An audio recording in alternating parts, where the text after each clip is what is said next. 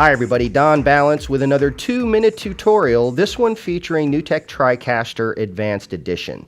Now, when we work with TriCaster's Advanced Edition, we work with mix effects buses, or MEs.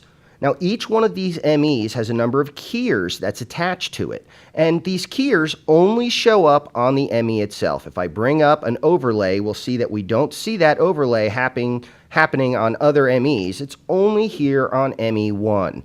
Now, one of the things you can do with a keyer inside of an ME that you can't do with a downstream keyer is add something called augmented reality. And augmented reality will allow me to attach the item to the actual virtual set.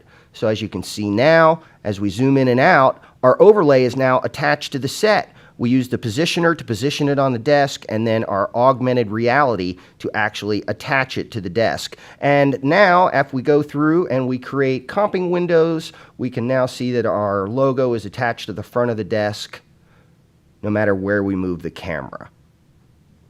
This greatly enhances your ability to customize your virtual environments for any customer needs. I hope you found this video useful, and if you have ideas for other topics to be covered in a 2-minute tutorial, please put them in the comments below. Thanks, and we'll see you next time.